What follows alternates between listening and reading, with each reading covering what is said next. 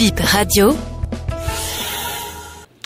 Quelles sont la nature des relations avec le Bénin? Comment se porte cette coopération avec le Bénin? Alors, du point de vue de la France, la relation est très bonne, elle est même excellente. Elle a d'ailleurs été renforcée après l'épisode, ou pendant l'épisode de la restitution des 26 objets d'Abomey. Ça a permis, notamment aux deux présidents, d'avoir un dialogue interpersonnel plus approfondi. Ça a permis de créer de la confiance, puisque, vous le savez, dans un premier temps, en 2016, je crois, la France avait refusé la restitution de ses œuvres au nom du principe d'inaliénabilité du Trésor national. Et puis, finalement, le président Macron, dans son discours de Ouagadougou, a affirmé le principe de ces restitutions. Et la première restitution d'ampleur, c'est ici qu'elle s'est construite, qu'elle s'est faite, c'est avec le Bénin qu'elle s'est faite, et ça a permis de nouer toute une série de partenariat.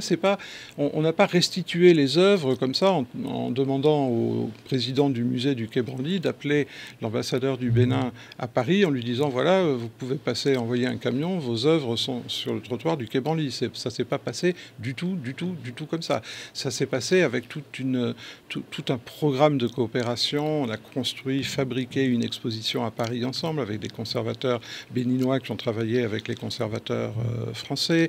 On a fait tout un programme de formation de conservateurs, de guides, de tous les métiers qui interviennent dans la muséographie et dans tout ce qui concerne la culture. Et puis ça se poursuit.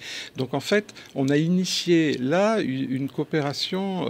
Et puis tout ce qui touche à la culture, ça touche à l'humain. Et c'est ça qui a fait que la relation s'est approfondie. Elle était déjà bonne, mais s'est approfondie. Et je crois qu'aujourd'hui, comme le dit d'ailleurs le président Talon, c'est une relation de confiance, une relation entre partenaires et une relation décomplexée.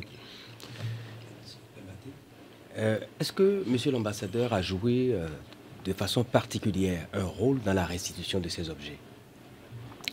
Alors, ça a été un travail d'équipe.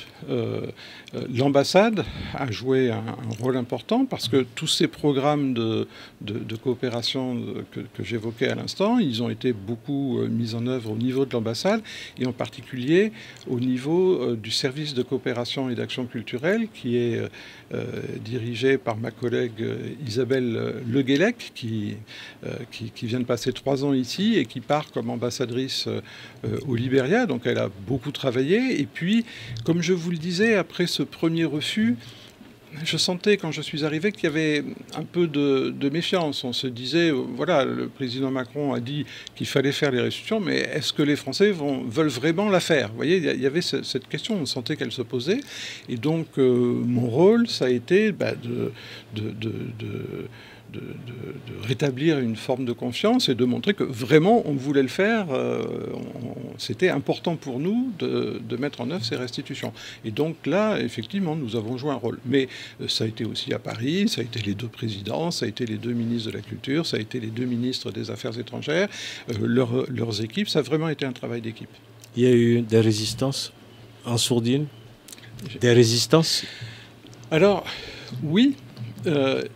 Vous savez, en France, il y a un principe, c'est celui de la non-aliénabilité, c'est difficile à prononcer, inaliénabilité, du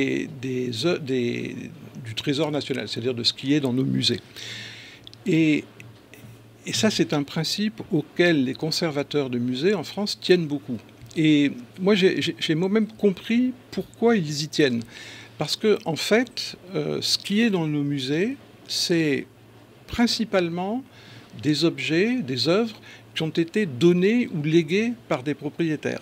C'est-à-dire que, par exemple, une personne âgée qui détient un très beau tableau ou un objet d'art africain, mais ça peut être une sculpture française ou n'importe quel objet, et qui n'a pas besoin d'argent parce qu'elle est suffisamment riche, ou tout simplement veut faire profiter la communauté nationale de ce bien, il peut décider de léguer ou de donner ce bien à un musée.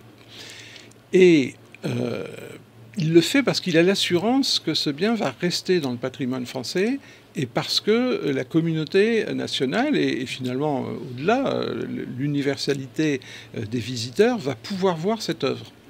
Et si cette personne soupçonne l'État de pouvoir, comme ça, de manière discrétionnaire, donner ou vendre ce bien, il ne va plus donner. Et donc, ce principe, il est fondamental pour les musées français. Donc c'est pour ça qu'il y avait un peu de résistance. Alors maintenant, les conservateurs, c'est une corporation de gens, par définition, intelligents et cultivés. Si on leur démontre que des œuvres sont restituées ou sont données et qu'elles vont pouvoir être exposées et que finalement des visiteurs du monde entier vont pouvoir les voir, déjà, il commence à être un peu plus souple. Donc c'est tout ça qu'il a fallu faire.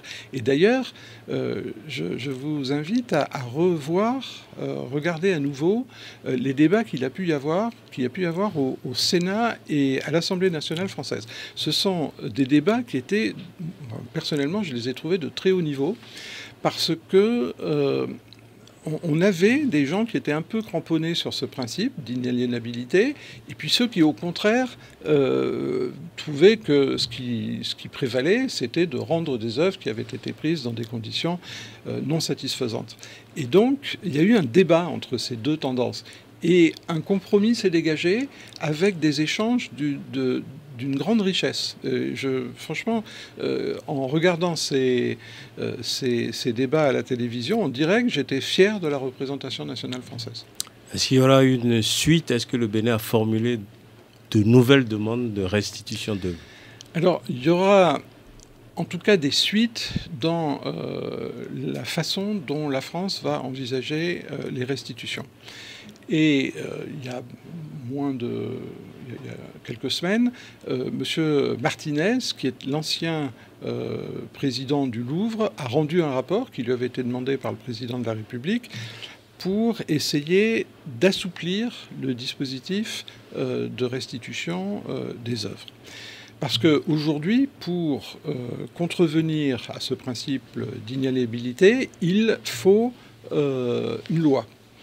Et donc c'est lourd, ça prend du temps, ça mobilise le Parlement. Et donc l'idée est de poser les conditions pour qu'on puisse restituer des œuvres sans passer par la loi, de manière plus souple. Pour ça, il faut définir des critères. Alors, il y a dans son rapport, il y a des propositions. Le projet de loi n'est pas encore connu, mais il y a des propositions qui distinguent d'ailleurs entre les œuvres qui ont été les restes humains, parce qu'il y a des restes humains qui doivent être traités avec toute la dignité nécessaire. Il y a des œuvres qui ont été prises pendant les luttes coloniales, les conquêtes coloniales. Il y a des œuvres qui ont été prises aux Juifs pendant la Deuxième Guerre mondiale. Donc les critères seront par catégorie. Et il y a aussi des critères qui vont être liés à la manière dont les œuvres vont être mises en valeur, etc. Donc il y a tout un débat qui va se nouer à nouveau au Parlement autour de ce rapport, autour du projet de loi qui est en cours d'élaboration au ministère de la Culture. Et je ne doute pas que lorsque cette loi sera sortie, le Bénin formulera de nouvelles propositions, de nouvelles demandes. C'est ce qui avait été, c'est ce que le président Talon avait laissé entrevoir quand, en novembre 2021, il était sorti de l'Élysée. Il avait évoqué le dieu-goût, il avait évoqué des tablettes du Fa. Il y a un certain nombre d'objets qui sont en France, qui sont dans des musées publics. Alors, il y en a qui sont dans des collections privées. Là, c'est un petit peu différent.